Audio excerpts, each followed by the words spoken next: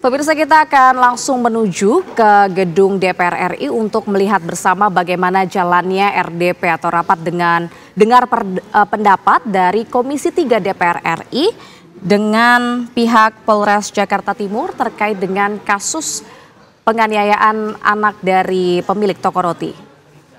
Walaupun kami baru menerima kuasa itu tanggal 15 apa Pak? 15 Desember.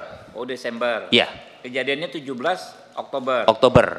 Oke. Nah, selama ini ada dari Oktober ke Desember, ada yang bisa cerita nggak prosesnya seperti apa pemeriksaan? Tanggal 15 itu kebetulan saudari Ayu ini juga melakukan pemeriksaan pada saat itu, dan dia juga mencoba menghubungi pengacaranya, namun tidak ada respon. Makanya malam itu juga kita dampingi. Langsung diambil alih ya? Iya, betul. Terlantarkan oleh pengacara yang lama, mungkin begitu ya? Betul, pimpinan. Jadi sekalian saya mendampingi Ayu dan juga saya menggali informasi seperti apa melalui penyidik, dan berdasarkan keterangan yang ada, proses normatif, tidak ada kendala. Mungkin kenapa proses itu jadi terkendala ataupun dianggap lama, karena memang pengacara ini juga penyebabnya gitu loh. Jadi komunikasi itu tidak lancar gitu loh, dari penyidik ke pengacara tidak lancar, dari korban juga ke pengacara tidak lancar, seperti itu. Sampai sekarang pun pengacaranya menghilang, nggak bisa dihubungin, seperti itu gitu loh. Dan saat itu juga dari penyidik dapat informasi ini segera naik sidik perkara itu gitu loh. Jadi ya saya apresiasi dan berterima kasih tanggal 15 itu juga gitu loh, dan malamnya kan langsung dilakukan penahanan terhadap si pelaku, Pak.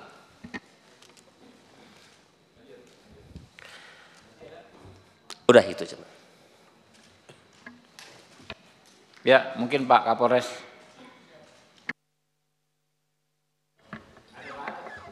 Ada Pak.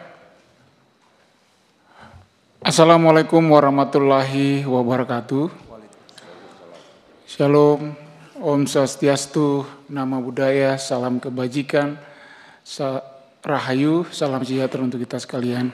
Yang terhormat Bapak Ketua Komisi 3 DPR RI, yang kami hormati seluruh anggota Komisi 3 DPR RI, ada Bapak Jenderal dan rekan-rekan yang lain. Yang kami hormati pula ada Bapak Kapolda,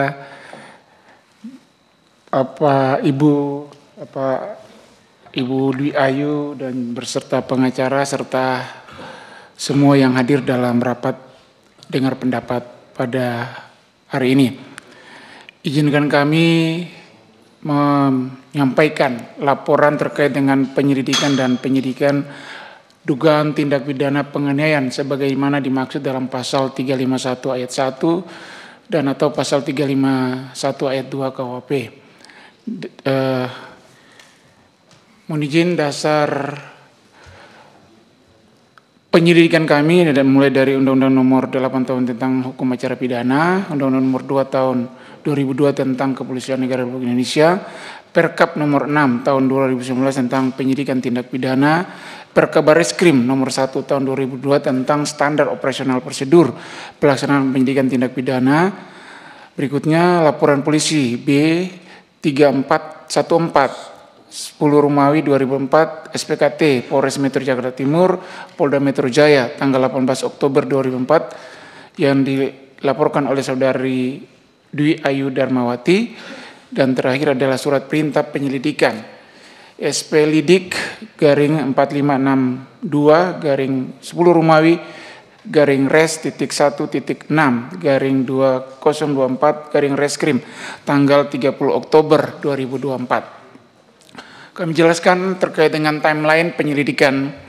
Jadi mulai pembuatan laporan polisi terjadi pada tanggal 18 Oktober 2024 sekitar pukul 02.30 waktu Indonesia Barat. Selanjutnya pada tanggal 18 Oktober itu juga setelah kita menerima laporan polisi, selanjutnya penyidik Polres Metro Jakarta Timur mengantarkan saudara pelapor atau korban ke Rumah Sakit Polri untuk divisum. Selanjutnya pada tanggal 30 Oktober 2024, penyidik mengirimkan SP2HP pertama dan sekaligus mengirimkan surat undangan klarifikasi ke saudari Dwi Ayu Darmawati. Selanjutnya pada tanggal 1 November 2024, kami melakukan pemeriksaan klarifikasi terhadap saudari pelapor. Dan tanggal 5 November kami mengirimkan SP2HP kedua dan sekaligus undangan klarifikasi ke saudari Linda Pancawati. Linda Pancawati pada tanggal 5 November 2024. Kami jelaskan di sini, kami mengirim surat panggilan kepada Ibu Linda karena sesuai dengan berita acara klarifikasi dari saudara pelapor, dia menyebutkan ada 2 saksi yang melihat pada saat itu, yaitu Ibu Linda Pancawati dan salah satu rekan kerjanya bernama Cika. Berikutnya, karena kami tidak mengetahui alamat Cika, karena hanya menyampaikan dan nomor telepon dan kami sudah menghubungi Cika. Berikutnya tanggal 21 November 2004 kami melakukan pemeriksaan klarifikasi. Kami jelaskan di sini bahwa memang ada jangka waktu dari tanggal 5 sampai tanggal 21 karena ada dari saksi yang akan kami meminta pemeriksaannya ditunda ke tanggal 21 November tersebut. Selanjutnya kami mengirimkan SP2HP ketiga dan undangan klarifikasi ke saudara Zor Sugama Halim, saudara terlapor, pada tanggal 29 November 2004. Jeda waktu itu kami telah berkomunikasi dengan saksi yang disampaikan, salah satu saksi teman kerja saudara Dwi Ayu Darmawati bernama Cika ini, tapi selalu mengulur-ulur waktu dan sampai saat ini pun yang bersangkutan pada akhirnya menyampaikan kepada kami dia tidak akan menjadi saksi terhadap kasus ini.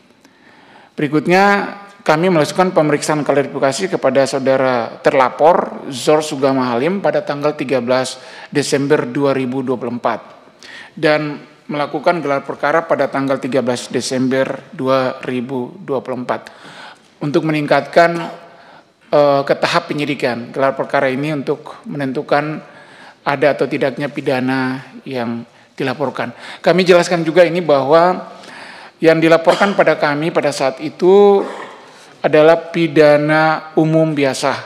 Tidak ada kasus tertangkap tangan ataupun kasus viral. Dan pada saat pemeriksaan klarifikasi pertama, tidak ada data-data yang disampaikan tadi oleh Ayu disampaikan kepada penyidik terkait dengan yang beredar di media sosial.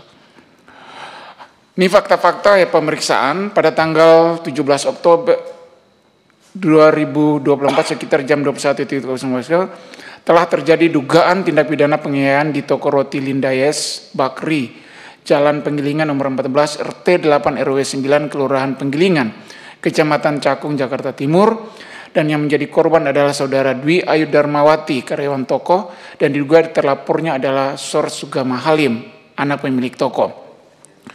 Terlapor meminta tolong kepada korban untuk mengantarkan makanan yang dipesan melalui online ke kamar pribadi terlapor di lantai 2. Namun korban menolak karena bukan pekerjaannya dan terjadilah cekcok mulut antara korban dengan terlapor, dan yang membuat terlapor emosi adalah kata-kata yang dikeluarkan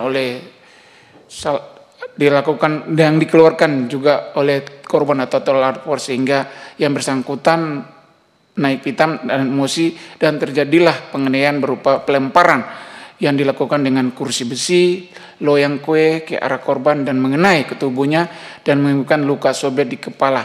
Yang mengakibatkan luka sobek ini adalah alat barang buktinya itu loyang kue dan memar paha kiri dan kanan serta luka memar di tangan sebelah kiri.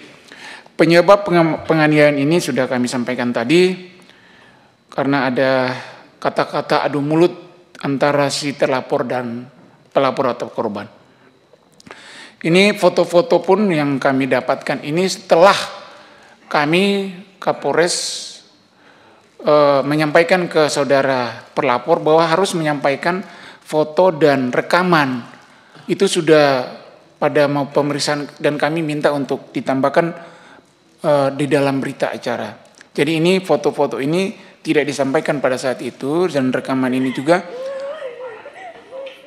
baru disampaikan oleh pelapor pada saat sudah kasus viral. Kenapa? Iya. Suara apa itu? Lanjut ya. Oh ini. Iya itu. Ini kita baru dapatkan dari saudara Ayu, dan baru berikan kepada kami setelah kasus viral dan kami mau meningkatkan ke tahap penyidikan. Ada gambar ini Pak? Blur aja.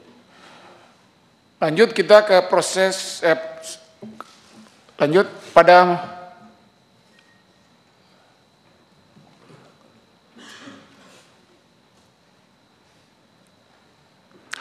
hari Jumat tanggal 1 November 2004, penyidik atau penyidik pembantu melakukan pemeriksaan keterangan klarifikasi terhadap saksi korban yaitu saudara Dwi Ayu Darmawati. Pada hari Kamis tanggal 21 November 2024, penyidik pembantu melakukan pemeriksaan keterangan klarifikasi terhadap saksi yaitu saudara Linda Pancawati.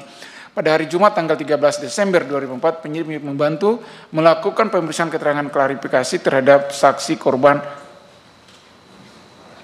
bukan saksi korban tapi terlapor yaitu saudara Sor Sugama Halim. Ini ada foto-foto yang kami sampaikan. Berikutnya tahap penyidikan. Jadi setelah kasus tahapan penyelidikan selesai, kita gelar perkara dan diputuskan bersama untuk dinaikkan ke tahap penyidikan.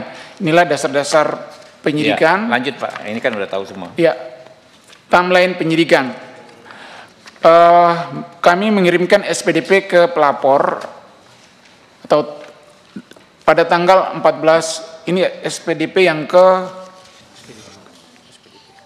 SPDP ke pelapor pada tanggal 14 Desember 2004. Berikutnya pada tanggal 14 Desember juga kami mengirimkan surat panggilan kepada pelapor.